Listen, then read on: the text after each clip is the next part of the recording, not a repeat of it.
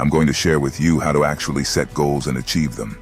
When it comes to goal setting, I've probably read every damn book on the subject. I spent the last 15 years of my life studying personal development achievements, especially goal setting.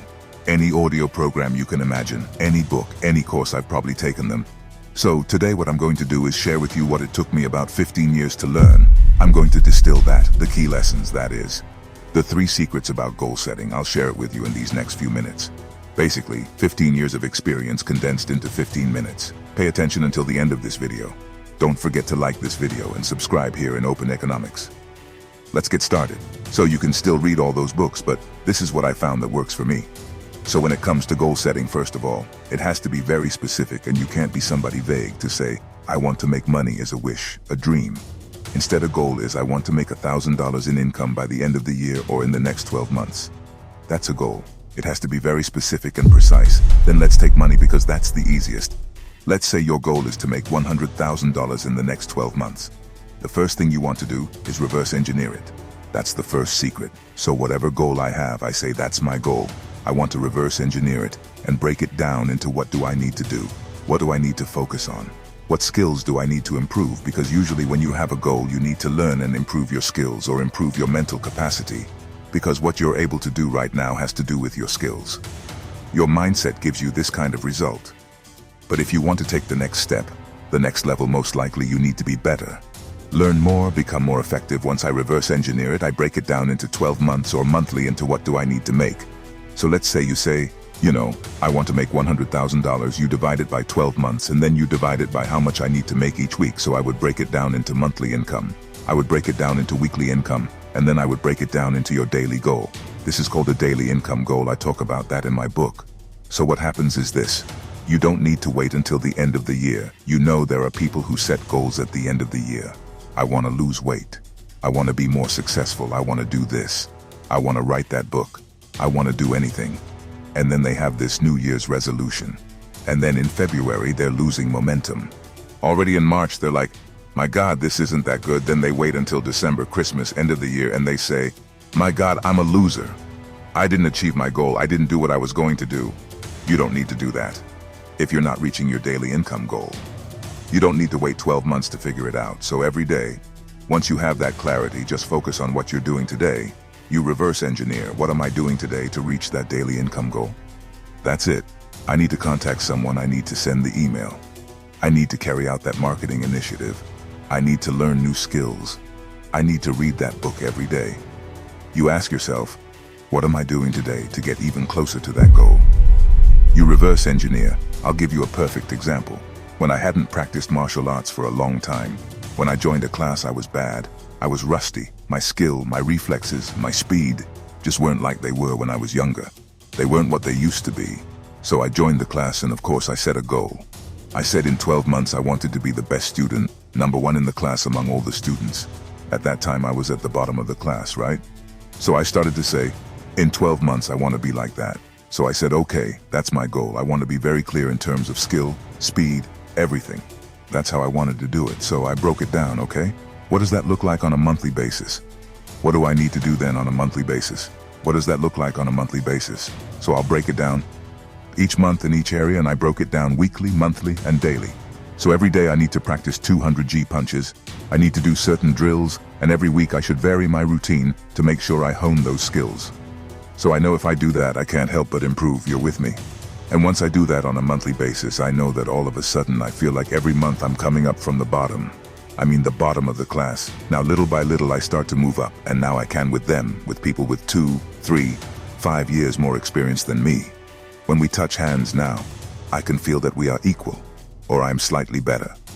I'm faster, stronger, more powerful. I do that. And I get to a point where I am happy to say that last week my teacher said, you're pretty good. Your come is getting pretty good. And my teacher never says that to anybody, so it's a great compliment. And he was talking about my older partner in the class, and he said, you know things, you do them well, but there are some things you're much better at. That is what my teacher said. That's how I became the best in my class. That's the first secret. Break down your goal, break down your daily goals, your daily tasks. Focus on them, accomplish your daily tasks. Do them every day and you will get there. Second secret, You must set goals in important areas of your life. In my case, I would recommend 4 different areas. The first area is your health, because without health, you have nothing. No matter how successful you are, how much money you have, without health, you are lost. So health goal. The second is what I call personal goal. It can be a relational goal. That is, it could be spending time with friends, spending time with family, going on vacation, or doing the hobby that you enjoy. I like martial arts. Whatever it is that you like. The third category is about finances, and business also goes into finances. So what are your financial goals? How much money do you want to make? How much money do you want to save? How much money do you want to save? If you are making investments, what kind of return do you want? Those are your financial goals. And the fourth one that I think is extremely important, and that in many of the first 10 years of my life I didn't have, is contribution and growth goals. So contribution is, who are you impacting? Who are you helping? In my case, if I reached a certain amount of subscribers, if I help my students, my alumni, and reach whatever income goals they have to help them get the new car, helping them reach that level of success, I tell you that it's similar to the contribution goals. So those are the 4 areas that you need to have. Now this is what happens when you're building your business, when you're trying to create success. As far as these 4 goals, I mean, you have your health, your finances, your personal life, and then your contribution. In the beginning, if you try to achieve these 4 goals with 25% for each one, I can almost guarantee you that you will fail. You will not achieve any of them because you are trying to achieve a complete balance. And human beings are not like that. We are not looking for balance. You are trying to do all 4 equally. People try to do it all. They want to spend time with their kids. They want to take vacations. They want to pursue their passions. And they want to make a lot of money. They want to have ripped abs.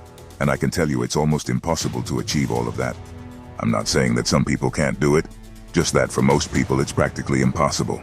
I believe that human beings should focus on one thing at a time, so what I do is ask a question. Of these 4 areas, what is the goal? What if you achieve that goal in the next 4 months or in the next 18 months? Will you achieve? Practically everything else, that is. What is that goal that if you achieve it will help you achieve everything else? Now in my case, in my early 20s, my goal was very focused on money because I can't pursue my personal passions. I can't contribute. I can't help my mother. I can't pay bills. I can't do any of that if I don't take care of my finances. If I don't make enough money, I can't do almost anything. Those are the 4 areas that I recommend you focus on. So assuming you are now very clear about your goal, I suggest you break them down into tasks and do all of that in reverse order. Then you set goals in the 4 main areas and you know which area to focus on. Alright, the third secret is the next one, and I'm going to give you a 4-step formula, a very simple 4-step formula to achieve your goals self-magically, not automatically as if they come true. As if by magic. I know it sounds like that. I know this sounds too good to be true. Try it. It's very simple. I've used this over and over again, and that is what has allowed me to write, set goals, and actually achieve them. So here are the 4 steps. First, you need to set the goals, not just in your mind, not just on your damn phone. Write them down with a pen or pencil. Be very specific in all 4 areas, so setting them is the first step. The second step is to look at them after you set them. Don't put them away and say you will review them later, or put them in a journal and never look at them all year. I put them in front of me in my office. I look at them every day. When I wake up in the morning, that's the first thing I look at, because wherever your attention goes, energy flows and results show up. I'll say it again, wherever your energy goes, attention goes, energy flows, and results show up. So I set them, and then I look at them every damn day, sometimes several times a day. I look at them, I watch them, I see them, I read them out loud, I look at them. That's what I focus on.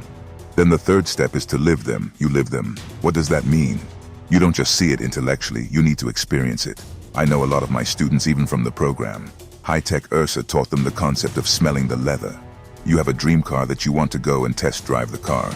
Live it. Visualize yourself driving that car. Touch it. Feel how it feels. If you want to have a dream house, go see an open house. Go into the kitchen, walk around and sit in the living room.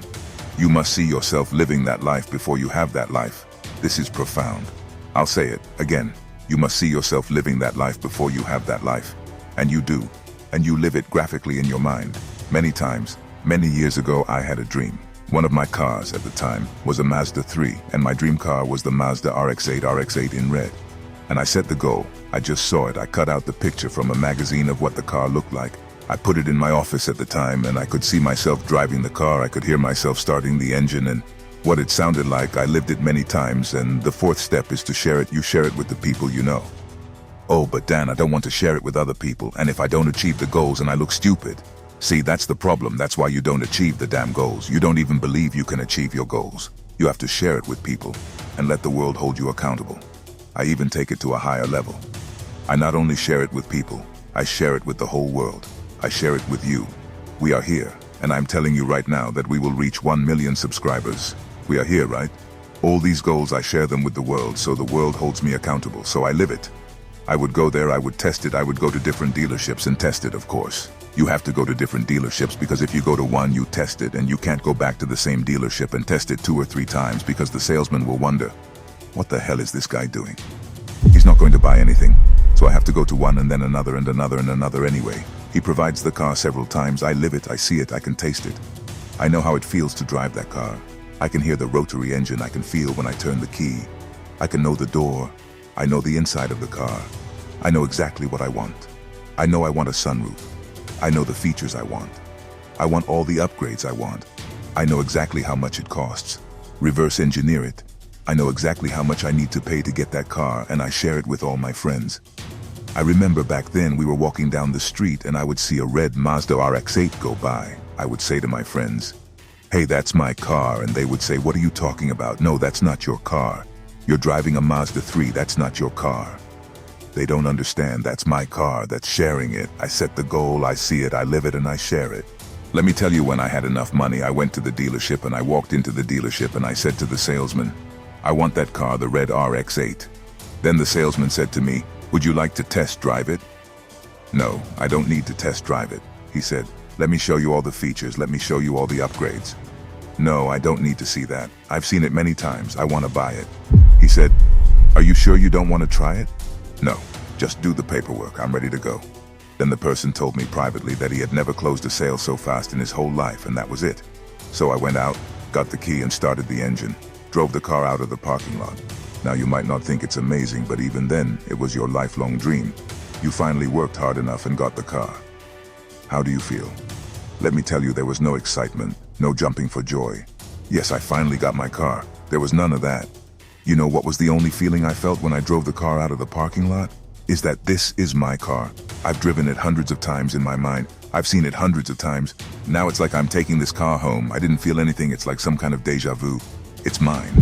What's so special about it? It's mine, that's what I'm talking about. You said it, you see it, and you live it, and then you share it. That's how you really set goals and achieve them. I'm going to leave you with a thought. Do you want to live your life as if all your dreams have come true and then challenge your reality to achieve them? Live your life as if all your dreams have come true and then challenge your reality to achieve them. Reflect on that.